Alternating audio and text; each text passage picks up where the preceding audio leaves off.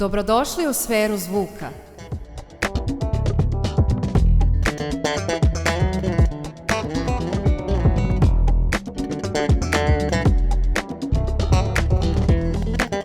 Počinje Sunday Live.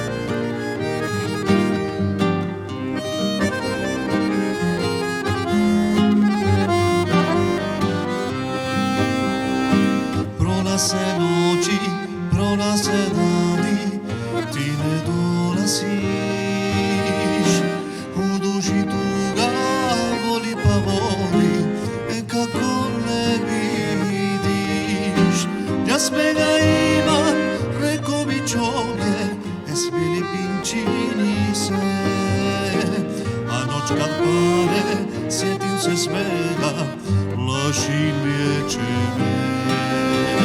Neka se više neću vratiti, tamo je di si ti.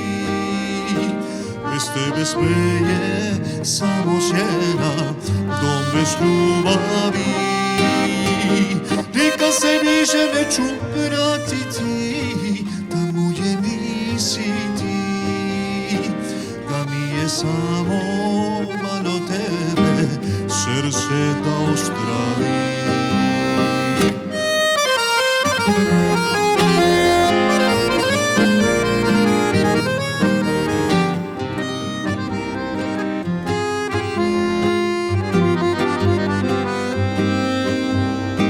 Kroz moje čujem šta si mi nekad tiho šaptala, a svaka riječ me vrati tamo gdje si nestala.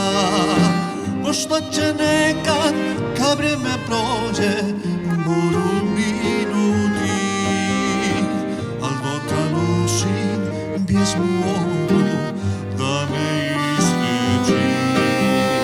Nikad se više neću vratiti, tamo je nisi ti. Bez tebe sve je samo sjena, no bez ljubavi. Nikad se više neću vratiti, tamo je nisi ti. Da mi je samo malo tebe, srce da ostravi. Ostaju sjećanja živa, svega što bolje s tobom. Teško je kada voliš otići, reći je svogo. Ulice te ovog grada i sunce ne grije isto. Zato one sve ljepše, sve je milo i čisto. Nikad se više neću vratiti, tamo je nisi ti. Bez tebe sve je samo sjena, no bez ljubavi. Nikad se više neću vratiti, tamo je nisi ti. Da mi je samo malo tebe, srce da ostravi. Da mi je samo malo tebe, srce da ostravi.